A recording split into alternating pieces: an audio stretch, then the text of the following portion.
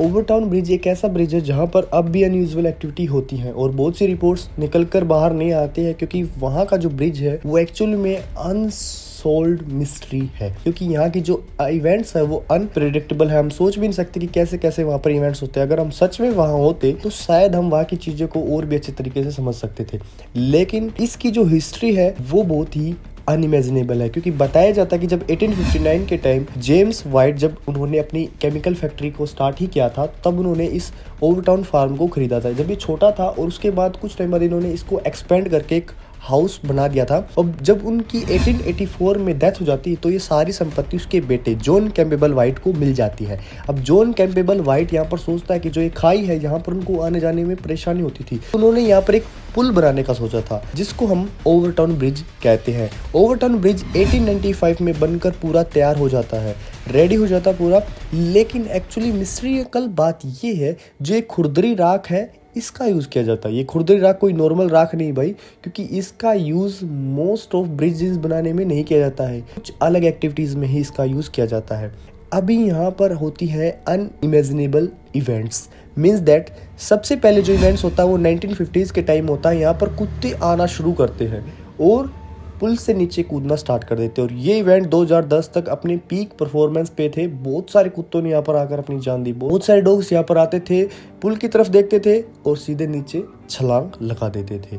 अब टाइम आता है 2004 की एक रिपोर्ट है जिसके अंदर केनेथ माइकल अपने फैमिली के साथ यहाँ पर घूमने आता है और वो देखता है कि यहाँ पर कुत्ता नीचे देख रहा है और वो अचानक नीचे छलांग लगा देता है। उसी के बाद 2005 में 6 महीने के अंदर अंदर 5 कुत्तों ने अपनी जान दी थी यहाँ पर आकर। और 2014 में एक और इंसान थे जिनका नाम था एलिस ट्रेवरो, उन्होंने भी यही इवेंट यहाँ पर महसूस किया था और उन्होंने भी कुछ यहाँ पर अनयूजुअल फील किया था। अब अनयूजुअल यहाँ पर ऐसा इसलिए फील कर पाते क्योंकि यहाँ पर कुछ लोगों का मानना है यहाँ पर एक वाइट लेडी है, कुछ मानते हैं यहाँ पर डेविल है, कुछ मानते हैं यहाँ का मैन्युफैक्चरिंग है वो अलग तरीके से की गई है। के बाद 2019 में जो ओवरटाउन हाउस था वो मोलिक बॉब के पास होता है और मेलिसा हिल जो यहाँ पर 17 साल से रह रहे थे, उन्होंने भी यहाँ पर कुछ अनयूजुअल फील ही किया था, क्योंकि वो पादरी थे और वो यहाँ पर देखते थे और वो भी चाहते थे कि यहाँ की मिस्ट्री सोल्व हो, क्योंकि उनकी वजह से उनको भी कुछ ना कुछ प्रॉब्लम हो रही थी। लेकिन जांच होती है, बोब हिल बताते हैं कि यहाँ पर कुछ ऐसे जानवर हैं जिनको कुत्ते सूंघने के बाद छलांग लगाने की कोशिश करते हैं, वो पुल के नीचे ही दिखते हैं, जैसे कि मीक हो गया, गिलहरी होगी, चूहे हो गए। लेकिन वहाँ के कुछ और लोगों ने इस चीज़ को गलत ठहराया क्योंकि वो सोचते थे कि यहाँ पर सच में कुछ अनयूजुअल है, लेकिन मिस्ट्री सोल्व करने की कोशिश की गई थी। वहाँ के लोगों ने इस चीज़ को करते कि ऐसा कुछ भी नहीं। लेकिन टेक्सास के जो एक पादरी थे उन्होंने भी यही माना था कि यहाँ पर कुछ अलग एक्टिविटी है। 2014 का डेविड सैंडर्स ने सोचा कि मैं यहाँ की मिस्ट्री को सोल्व करने वाला हूँ। उन्होंने यहाँ की मिस्ट्री कुछ अलग ही तरीके से सोल्व की थी। उन्होंने यहाँ के पहले इन्वायरमेंट को फील किया, इन्वायरमेंट को फील करने के बाद उन्होंने देखा कुछ यहाँ कुत्ते आते तो पुल के नीचे ही क्यों देखते, तो उन्होंने नीचे जाकर देखा था तो यहाँ पर गिलहरी, चूहे और जैसा मैंने आपको बताया था कि मींक की खुशबू आती थी। मींक एक जानवर है, उसकी खुशबू बहुत दूर तक फैल जाती है और ये नॉर्मल कुत्तों के साथ नहीं हो रहा था, ये उन्हीं कुत्तों के साथ हो रहा था जिन कुत्तों की नाकें बहुत ज़्यादा लंबी थी, जो दूर तक ही चीज़ों को सूंघ पाते हैं। अब उन्होंने यहाँ पर इन्वेस्टिगेशन की थी और यही पता लगा था कि यहाँ पर मींक की खुशबू की वजह से कुत्ते नीचे छलांग लगा रहे हैं, इसलिए वो उनको खाने के पीछे या फिर उनको पकड़ने के पीछे भागते हैं और इस वजह से वो नीचे गिरकर घायल हो जाते हैं और कई बार मर भी जाते हैं और कई बार गहरी चोटें खा लेते हैं। 2 थ्योरीज और अलग से दी जाती है। एक थ्योरी ये दी जाती है, अक्टूबर 1994 को सीजोफ्रेकी केनिन मोए, अब जब उसके बेटे का 2 हफ्ते का हो जाता है तो वो अपने बेटे को लेकर इस पुल के ऊपर आता है और वो सोचता है कि इसका बेटा एक डेविल है, तो वो अपने बेटे को पुल से नीचे गिरा देता है।